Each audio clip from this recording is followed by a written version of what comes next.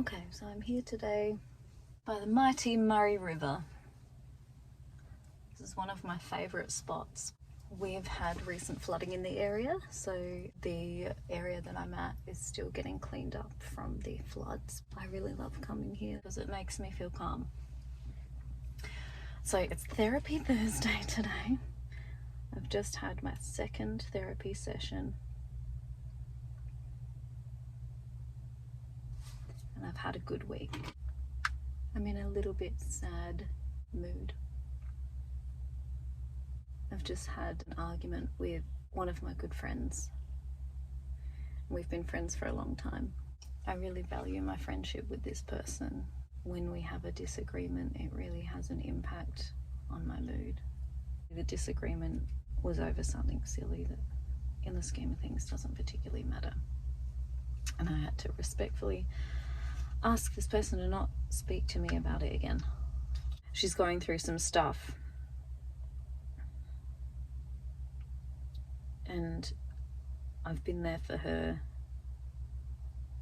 supporting her through this stuff. We've known each other for probably 10 years at least. And you know, we've obviously had our ups and downs throughout that time.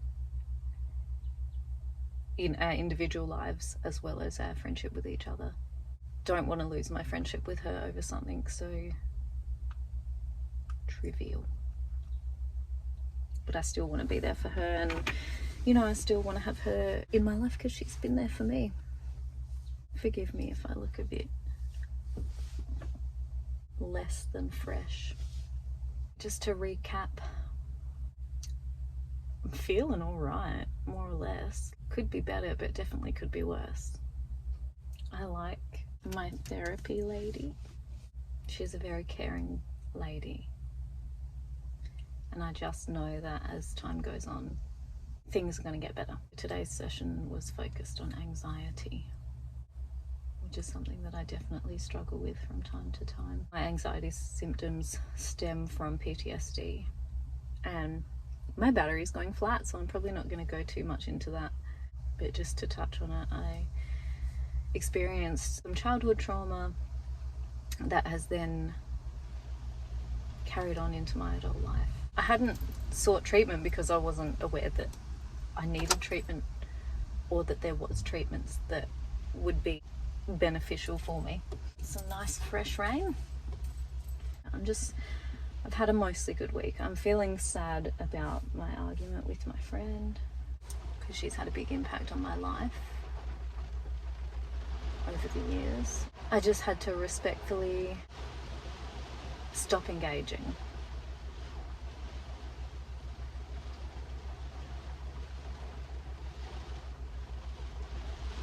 There's no point trying to explain yourself when somebody is absolutely committed to misunderstanding. I'm also trying to be conscious of the amount of swearing I'm doing. My last video took a long time to edit the cuss words out. It's a terrible habit that I've picked up over the last few years, and I really need to stop. Just trying to be conscious of that. Today's takeaway from the therapy was, when you feel anxiety coming in, when you start to feel anxious, ask yourself, what are you actually thinking? What's the thought process that's leading to this behavior? Ask yourself what you're thinking when you're feeling stressed out about something. Go into your head immediately and say, what thought is causing you to be anxious?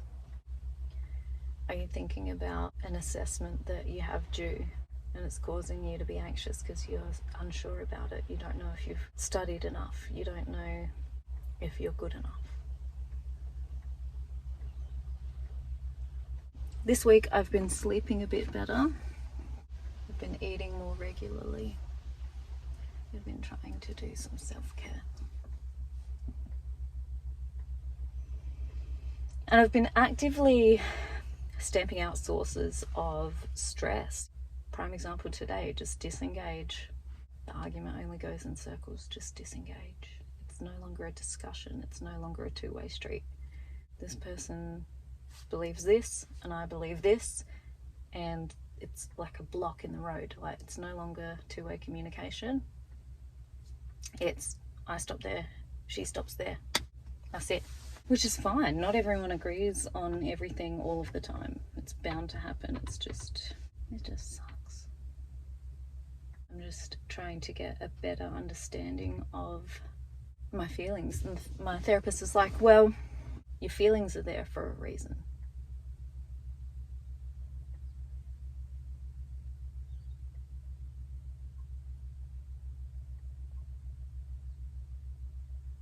So if you're feeling scared about something, your brain has pre-formed this conception somehow, either from someone telling you or you experiencing it for yourself.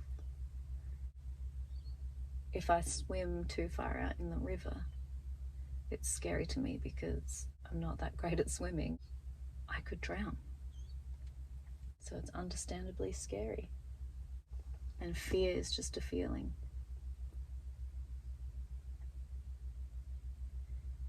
So if we never learn fear, then we never have that scared feeling. So we can retrain our brain to unlearn the fear. And by doing that, you just gain a sense of confidence. What could eliminate that fear? I could learn to swim confidently. So then my brain goes, yeah, I could go deep out in the river, because if I do, I'm confident in my ability to swim back to the shore.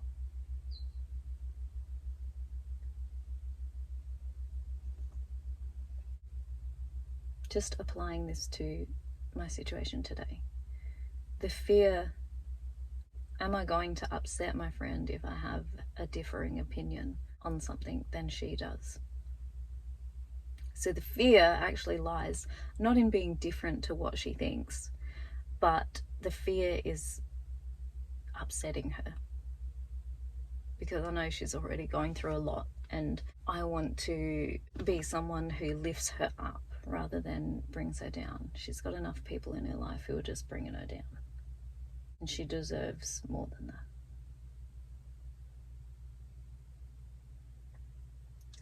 And now I'm gonna cry. She is about 10 years younger than me. But she reminds me a lot of myself, and we have a very deep understanding of each other and all the stuff that we're going through in life. And I guess that's another one of my fears, is losing that level of understanding that we've managed to build up. I really don't want to lose that.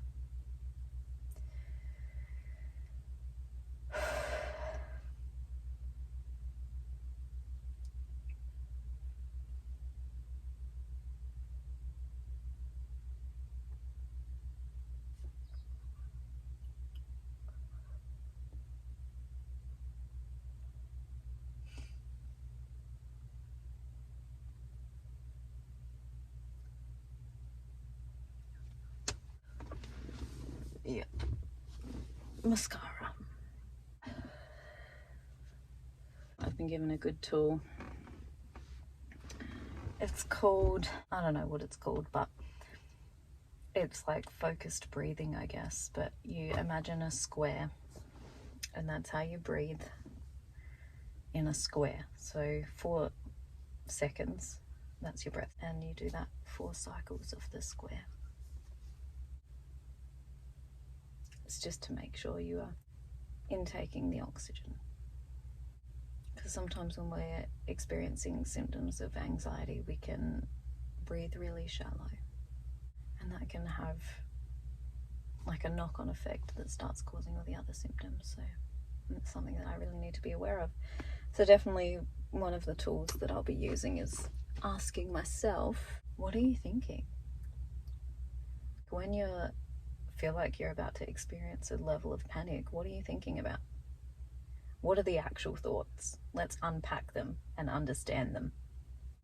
So I've worked pretty hard on just trying to eliminate any sources of stress that I experience day to day, at least for the time being. A lot of things are unavoidable, not just for me, but for everyone. You know, stress is just a part of life. A little amount of stress is necessary, really. Without it, you don't ever experience fight or flight that sometimes you need. You know, that's a innate response for survival. So it's definitely a requirement.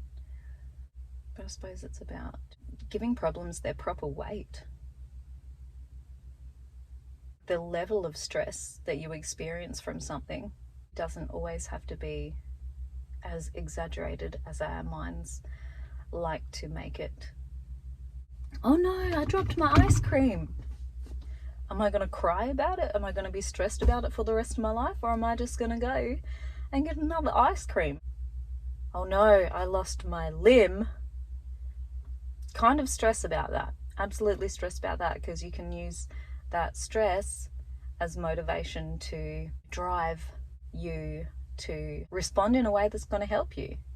Put some things in place. If you lost your leg, you're going to need probably a wheelchair or crutches or a support network around you. Give problems their proper weight.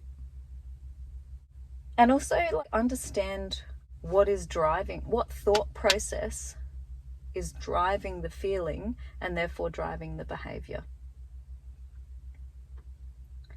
So the thought process, whatever thought that I've had that has made me sad. Oh, my friend is having an argument with me.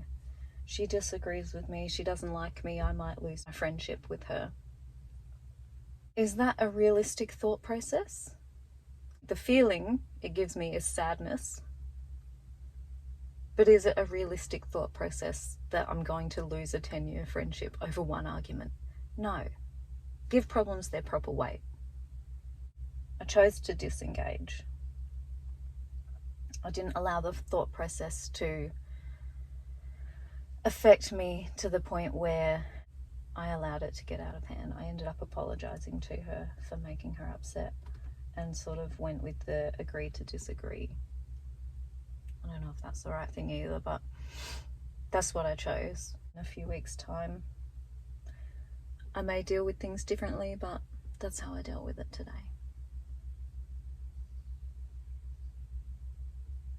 I have been somewhat happier. I'm also someone who uses music as a therapy, a self-driven therapy. I find music definitely has a massive impact on my feelings.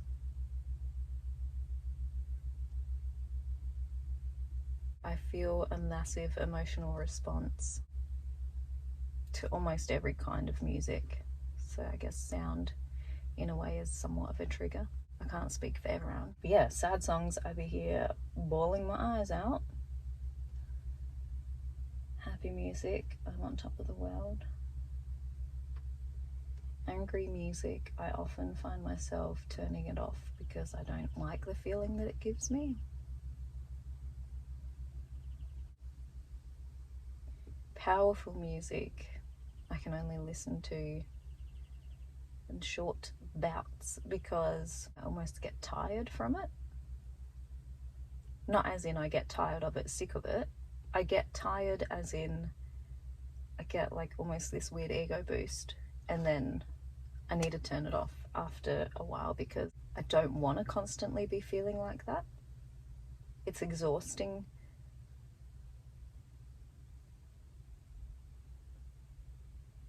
And it's not the right type of confidence I want either. That's egotistical confidence. That's thinking I'm better than everyone else. I don't want to think that I'm better than everyone else. I want to feel as though I belong. I want to feel equal amongst everyone else. It's just tricky, I guess, when other people are not so sure about who they are. You know, some people are up here on top of the world with their confidence, like, yeah, I'm top shit. And other people are well below that. I'm not good enough for anyone. I'm not worthy. I'm lower. Then there's, you know, all levels in between. It's like a scale or something, a spectrum, I guess.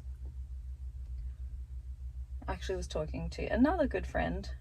This person I've known for a long time as well, but we sort of lost touch throughout school. Now we're adults and we've kind of reconnected a bit. He's very funny and he's very confident, and he said last night sometimes some people take that confidence as me being cocky.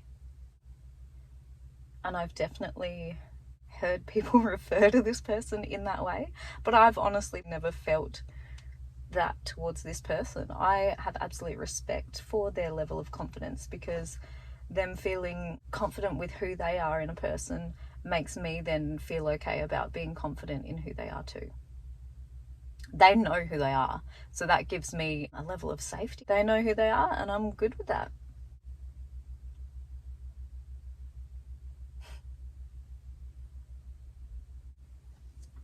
I guess I better go do some stuff.